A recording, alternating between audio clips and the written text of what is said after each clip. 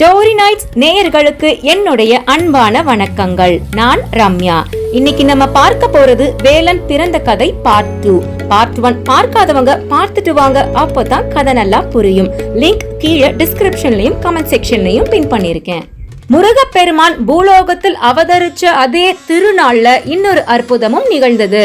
அதுதான் வீரபாகு பிறந்த கதை. சிவபெருமான் முருகனை அவதரிக்க செய்யறதுக்காக தன்னுடைய நெற்றி கண்களை இருந்து 6 தீப்பொறிகளை உருவாக்கின சமயத்துல அவர் பக்கத்துல அமர்ந்திருந்த பார்வதி தேவியால அதுல இருந்து வர்ற அதிகமான வெப்பத்தை தாங்க முடியல. அதனால அந்த இடத்தை விட்டு வேகமா நகர்றாங்க. அப்போ அவங்க அணிஞ்சிருந்த கால் சிலம்புல இருந்து நவமணிகள் தெரிச்சு சிதறுது. சிதறிய நவமணிகளை பார்வதி தேவி திரும்பி பார்க்க அந்த நவமணிகள்ல இருந்து நவசக்தி தேவியர்கள் தோன்றுகிறாங்க. சிவபெருமான் அவர்களை திரும்பி பார்க்க அவர்கள் வயிற்றில் கரு உருவாகிறது.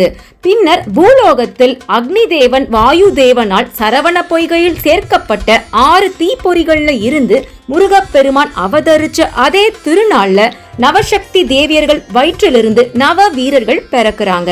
அவங்க தான் வீரபாகு, வீரகேசரி, வீரமகேந்திரன் மற்றும் 6 வீரர்கள். சிவபெருமான் அந்த நவ வீரர்கள் கிட்ட தர்மத்தை காக்க பிறப்பு எடுத்திருக்கும் முருகப்பெருமானுக்கு வீரர்களாக இருந்து சேவகம் பண்ணணும்னு கட்டளையிடுறாரு. இதில் வீரபாகு முருகனின் படை தளபதி மற்றும் முக்கியமான வீரர்.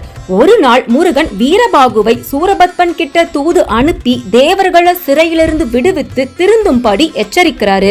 ஆனால் சூரபத்மன்கிற அரக்கன் தேவர்களை விடுவிக்கவும் முடியாது, அவர்களை காப்பாற்ற யாராலும் முடியாதுன்னு ஆணவமா பதில் சொல்றாரு. அசுரர்களோட இந்த அராஜகத்தை ஒழிக்கிறதுக்காக முருகன் தன்னுடைய நவ வீரர்கள் படையோட போருக்கு புறப்படுறாரு. முதல்ல சூரபத்மன் தம்பிகளான சிங்கமுகன், தாரகாசுரன் மற்றும் அவர்களோட மகன்கள்னு எல்லா சேனைகளையும் 5 நாட்கள்ல அழிச்சிடுறாரு.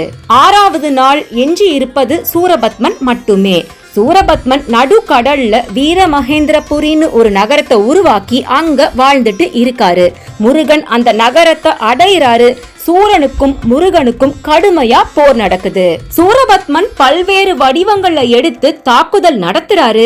ஆனா முருகப்பெருமான் பாலகனா இருக்கிறதுனால கொல்றதுக்கு மனசு வரல.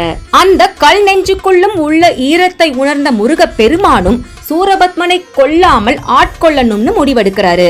முருகன் விஸ்வரூபம் எடுத்து காட்சி அளிக்க சூரபத்மன் ஒரு மாமரம் மாதிரி வடிவம் எடுத்து தப்ப முயற்சிக்கிறாரு. உடனே முருகப்பெருமான் தன்னுடைய தாய் பார்வதி தேவி பரிசளித்த வேலாயுதத்தை எடுத்து மாமரத்தை நோக்கி வீசுறாரு. வேல் பட்டதும் மாமரம் 2ஆ பிளக்குது. ஒரு பாதியை சேவலாக மாற்றி கொடி சின்னமாகவும் மறு பாதியை மயிலாக மாற்றி தன்னுடைய வாகனமாகவும் அமைச்சுக்கிறாரு. வேலாயுதத்தால சூரபத்மனை அழிச்ச நிகழ்வுதான் சூரசம்ஹாரமா வருஷம் தோறும் கொண்டாடப்படுது. இந்த சூரசம்ஹாரம் ஐப்பசி மாதம் சஷ்டி திதியில் கந்தனால் நிகழ்த்தப்பட்டதால இது கந்த சஷ்டி ஆனது. முருகப்பெருமானோட இந்த சூரசம்ஹார திருவிளையாடல் 6 நாட்கள் நிகழ்ந்ததால நாமளும் 6 நாட்கள் சஷ்டி விரதம் இருந்து கந்த சஷ்டி விழாவா கொண்டாடுகிறோம். நம்ம நேயர் சிந்தனா சிவகுமார் கந்த சஷ்டி விழா ஏன் கொண்டாடப்படுகிறதுன்னு கேட்டிருந்தாங்க. இன்னொரு நேயர் தனா முருகன் கதைகள் இன்னும் போடுங்கன்னு கேட்டிருந்தாங்க. தோழிகளே, இந்த பதிவு உங்களுக்காகத்தான். இன்றைய கதை முடிந்தது. உங்களை அடுத்த பதிவில் சந்திக்கிறேன்.